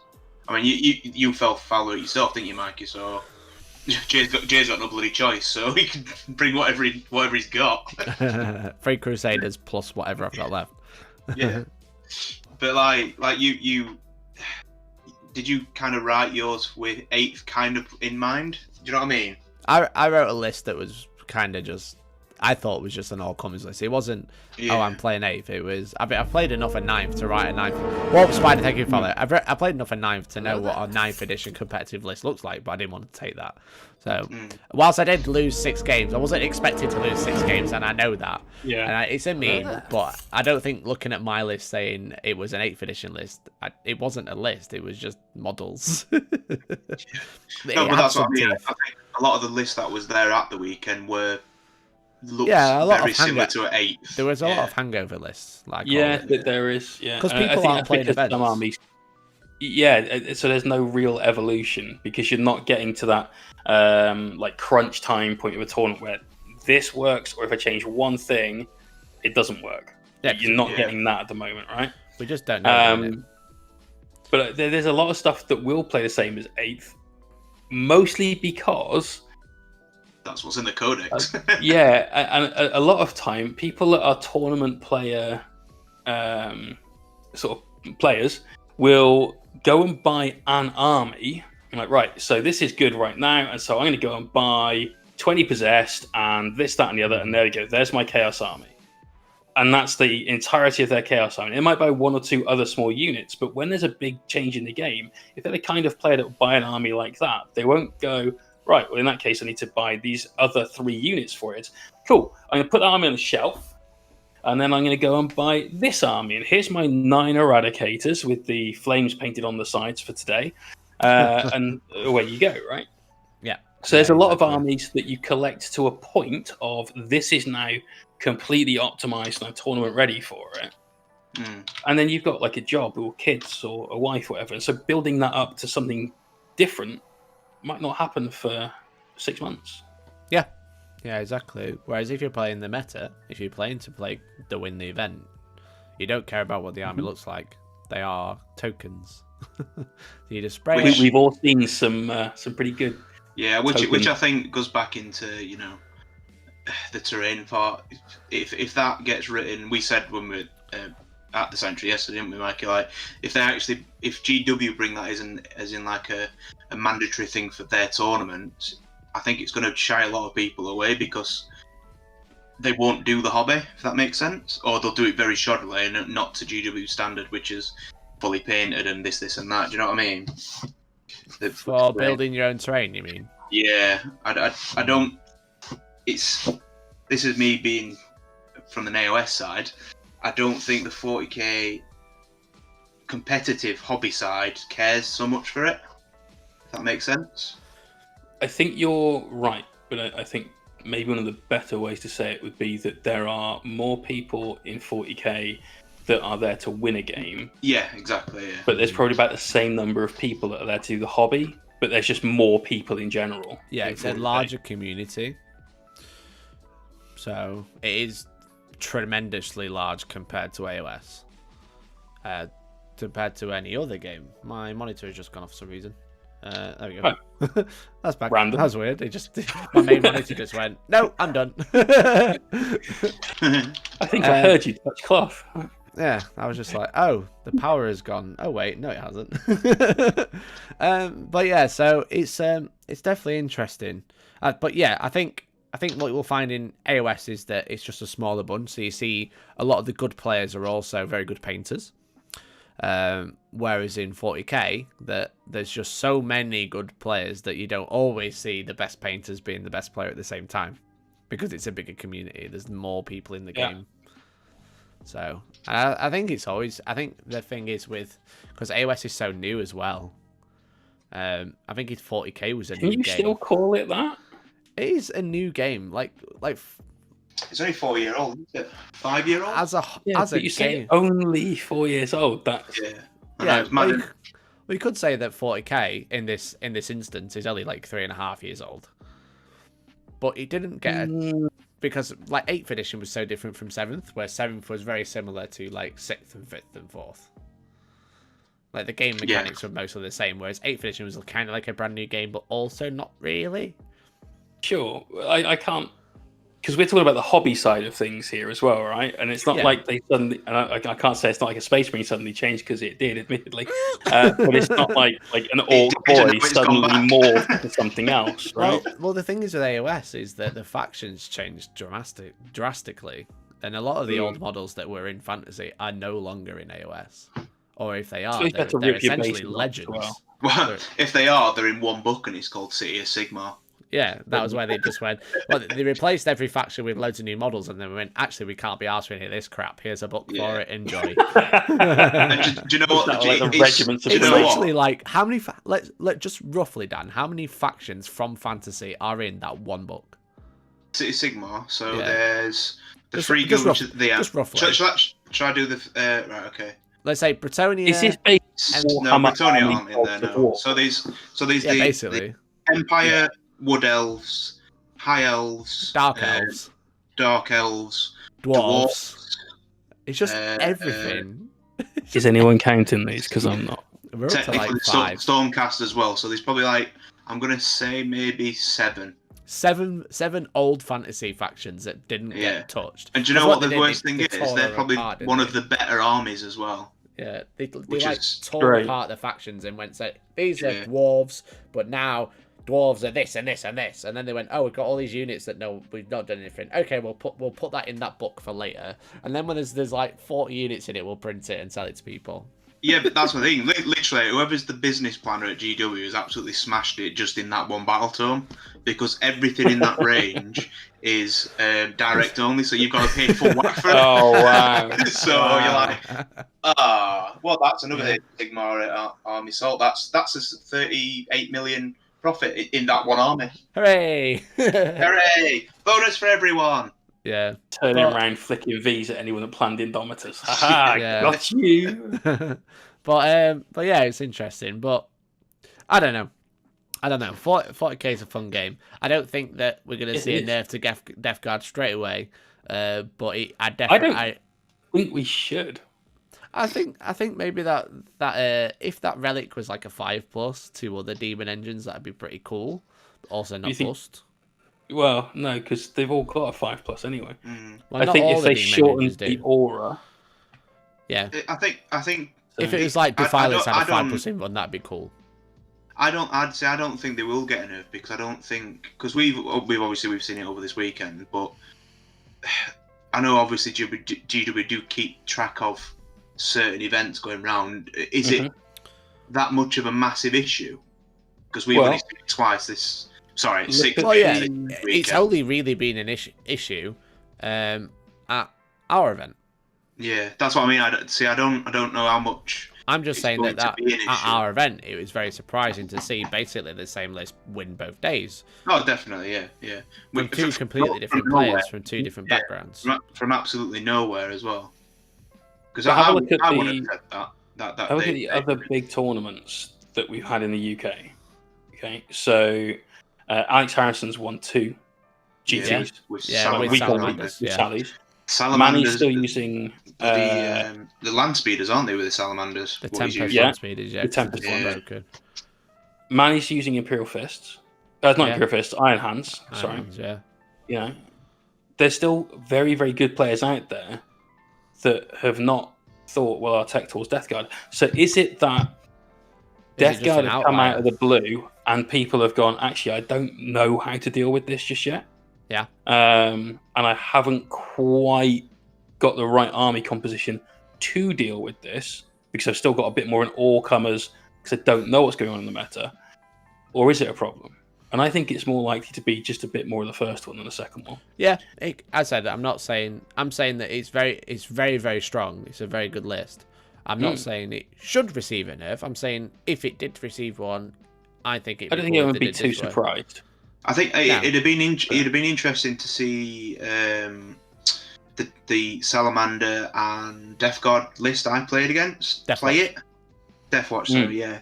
Because the amount of wounds that the Deathwatch kick out, is an issue for Death Guard. I know they've got the 4-up invuln and stuff, but when you're rolling that many saves, it doesn't make kind of halves that, doesn't it? In a way, There's some of the issue with that is the vehicle keyword, and they have that like, poison bolt, which really helps, but obviously doesn't do anything on vehicles. Yeah. And then the other one that they have, which is the -2 AP, is taken out of the equation entirely by that 4 vulnerable save. But the fact that you can get your sort of specialist troops in better positions, that might just be enough to have tipped it anyway. Yeah, like the eradicators, and he had a grav drop pod as well with the sergeants and all the other jazz. So I think he probably had enough to deal with it. I think it's like it's effectively opposed dice rolls, isn't it? It's all right. This is that many saves. This is that many saves. Roll your 4 up, 5 ups, which is effectively a 3 up in it when you got your 5 up in. So feel no pain thing. Close to, Yeah. I think it'd be quite interesting because I was surprised that Mike Porter didn't win our Saturday event. So Mike Porter is obviously a very well-known player in the UK, being one of the best players in the country, very high up in the world. He didn't win because he hit Death Guard in the last round, and they knocked each other out. What's his face? He had the Defilers, didn't he? Yeah, so he basically only had demon engines. Seen them on the board ever? Well, that's the thing, Dan, because you give him a disgusting resilient and you give him a 4+ invuln, they're much better than they are. I guess, yeah, because obviously they ignore a move and shoot thing now as well. Yeah, and they're good in combat.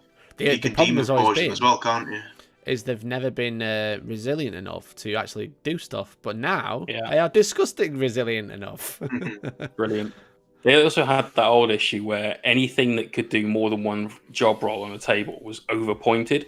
But now those points feel fair because it gets into combat, it hammers the hell out of stuff with its big snappy claws and its scourge or whatever, and then goes, well, actually, I've got some auto cannons bolted on, so I'll hit you with those as well. So, there's plenty for that kind of unit archetype to be involved with now. Yeah, as Jack has pointed out, who also came to our Saturday event, it was very nice to meet you, dude, as well. He says Mike did turn up having never played the list as well. And he came second. But that's not to say the list is he got a brand new T-shirt as well. Because Mike Well, yeah, he got a brand new T-shirt because I think his car got locked in a garage as well. So I was like, well, at least he got a clean T-shirt. He parked it in somewhere he shouldn't have. Silly Mike. We love him though. Oh yes, I think it'd be very interesting to see someone like Mike Porter play either the Death Guard list he had or something very close to with maybe more perfect models. I don't know if that was the list that he thought was the best or it was just a list that he knew was good. And then play against someone like Alex Harrison with Salamanders, which are anti-tank. And very good board control versus something that doesn't die, but with tanks. And has I'd like to see, this is something that happens a lot in esports, and I'd love to see it in 40k, is a series match. So like best of X. Because everyone has games, and we all have had those games where you've gone, well, I won that game because he failed his charge, because I had one of those yesterday. We've all had games where like, well, I won because I managed to roll double 6 at exactly the right time. And by having a series and a best of 3, 5, whatever, it takes those moments and averages them out a little bit. So it's a lot less where you won because of dice. It's you won because you were good, right? And that's what I'd love to see with these kind of things. Yeah, I agree. When the new codex's supplements will drop, they will announce 10th edition breaking the balance once again. Yeah, probably. That's what everyone will say. Don't be so cynical. It'll be fine. Well, that is going to happen though anyway into Marine. Well, actually, it might not because they're not in a bad place as it is. They're just going to get the new units and obviously the weapons upgrade. Everyone's leaked and the extra wounds and stuff. They might change. Just stay the same. Does no one else think Marines are going to get nerfed in their codex? I don't think they. I don't think I do. I think Marines are going to get shot down a bit in their codex. Yeah, big time. Because I think they've had most of the buffs that they would have got in 9th, in 8th. So I think they're going to get maybe a few new things, and they'll be good because they're new things. They want to, like, all right, cynical, but they want to sell the new things. Yeah. But I think there'll be a slight nerf to Marines. I don't think it's the actual. I think a significant buff. Yeah, well, they need to anyway. Yeah. So I don't think it's the actual Marines themselves that need nerfing. It's the stratagems. Well, as soon as you put in a new codex, all the stratagems in Codex Space Marines are gone. Yeah, so it's going to be interesting to see how they word them. Or what, That's what I mean. Yeah, I think stays and that's the what nerf goes. they will get. I think the actual models themselves are pretty much the same. Like I feel like the Chapter Master one. So you can pay the 2 CP, but you can only give the reroll one unit. Yeah. You choose a unit to reroll everything. I think that'd be one at nerf. Yeah. Chapter Master the chapter bonuses that were spotted didn't include Doctrine stuff. Could they be going? No, I don't think the Doctrines will be going because the supplements that are already out will still be current. We're just getting a new base codex, which I said months ago. Okay. Do you want a bold prediction then? Go on then. We'll call. I think you're. Go on. What were you gonna say? As I say, we'll do the bold prediction, then we'll start wrapping up. Okay. I think that the doctrine system is going to stay for Marines because you will get a similar system for other armies, and I think you're going to get one almost certainly for an army book that's coming out very soon. Hot take. Well, we already know that Necrons from leaks, but leaks that aren't leaks because it was in a video that was produced by Games Workshop, where hacker men on Reddit and everywhere else on the internet decided to look in for their dynastic codes, and they have protocols they can initiate. Protocols. Yeah, that's right. So this is it's going to be a very interesting couple of months. Very interesting. So. I'm just happy to wait for next month because next month's going to be incredible and I'm going to be broke. yeah, exactly. So all the new elves, yay! All the new elves. There you go. Oh, the cow elves. The cow elves. Wishful thinking. Thank you, follow. Hello there. We're not going to be doing stream models this time, no, because we've basically just chatted. We haven't done any hobby. But I think that's about it for the stream. So I hope you've enjoyed live coffee time. I've enjoyed live coffee time. Have you, lads? I have. Yeah, it's been a while since we've just done more of a sort of podcast style sit and chat, so it's been good. Yeah, I quite enjoyed it. Have you enjoyed it, Dan? Yeah, I mean, I only saw both of you yesterday, so yeah, it's been alright. I know, I see Jay like nearly every week, but I saw his actual face on Saturday. I know, it's weird. He always stood there like, hi. Hello, stranger. We didn't really see his face, you just saw his eyes and his eyebrows. Yeah, oh, yeah. Nobody's face were about. Nobody's faces, unless we're outside. But yeah, so I hope you guys at home, if you've sat and watched this, I hope you've enjoyed like just sitting and listening to our ramblings about what we experienced at the event that we put on at the weekend. And it is going to be a very interesting couple of months as new stuff comes out. I've learnt a lot. I think, and it's going to be interesting to see. Yeah. Quit Warhammer. He's learned how not to play Marines. Yeah. I've learned what I learned how to play Knights. Funnily enough, he's got a Death Guard army as well. I mean, I do have, except for the spawn, I have everything to build pretty much any Death Guard army I want. That's what your frogs are for. They're on the wrong bases, though. Oh, they are, aren't they? They're 60s, not 50s. Oh, well. So, well. Get some base D-standers. Base shrinkeners. Base shrinkeners. That's what you need. Cut your bases. Cut your bases. Small base gang. Oh, no. Small base gang! Small base gang! Oh, I hope you do it with a hacksaw as well. Small base gang.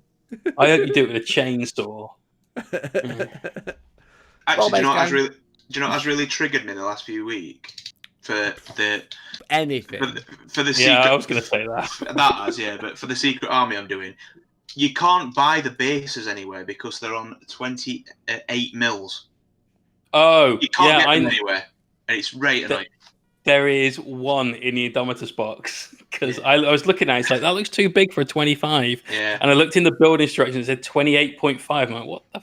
If you lose any of those bases, you are screwed. Because I'm pretty sure they don't sell them on the website as well. I'm just gonna have a look now, actually.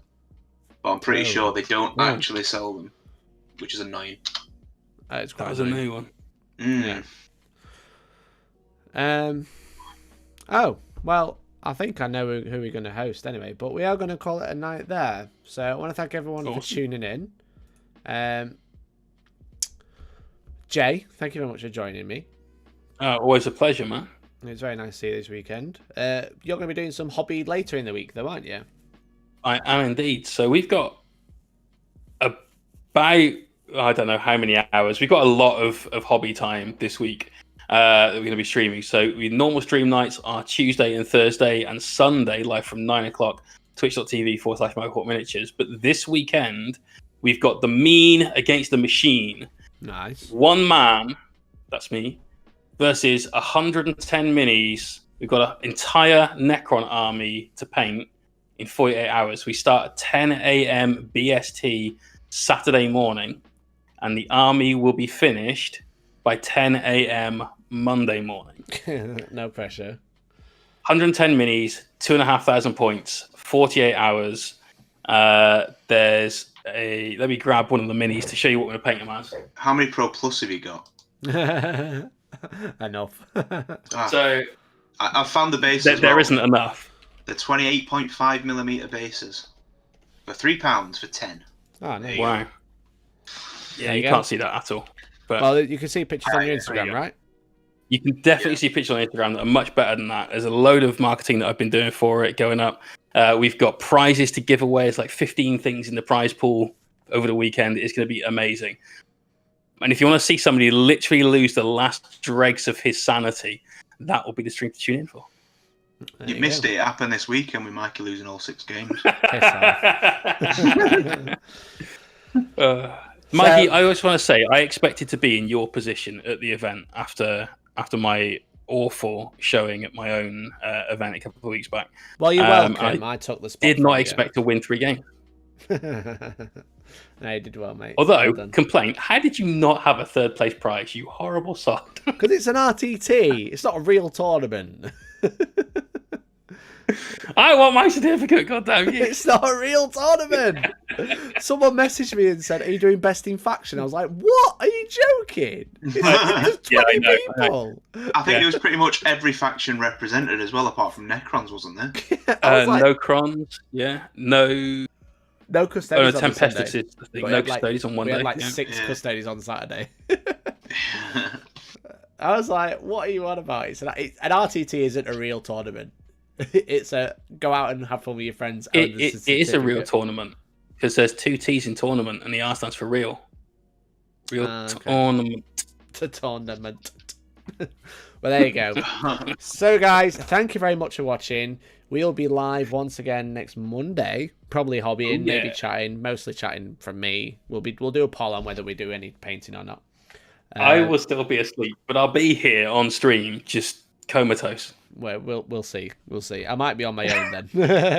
No, I'll be here, dude. It'd be cool. Yeah. But otherwise, we've got a battle report coming out Wednesday on Hellstorm Premium. You can join Hellstorm Premium at hellstormwargaming.co.uk, or you can join down below on YouTube. Join Small Bug Gang. And it's an incursion. It's another incursion battle report, which is going to be really fun. And then we've got a big one with my epic 0-6 list on Friday. You're really hyping that up. It should be a good laugh. We've got a nasty little one, haven't we, on Friday that we're filming, mate? Yeah, we're filming a good few this week, so it should be fun. Yeah. But yeah. Otherwise, if you're on Twitch right now, we're going to raid Goonhammer TV. We're going to go say hello to those guys. Awesome. We're going to drop all you off there, you bunch of cowboys, you hip kids, and going to say hello to those guys and send them all the love. But otherwise, thank you very much for watching. I've been Hellstorm. Dan's been Hellstorm. Jay's been Mostorm. And Mostorm. I'm Hellspawn. Did you say I'm Hellspawn? Chaos. I've got Chaos Spawns on the mind. He was cool. Al Simmons. Hellspawn. There you go. Thank you very much, guys. Have a great evening, and hopefully we'll catch you in the next one. Bye-bye for now. Peace. See ya.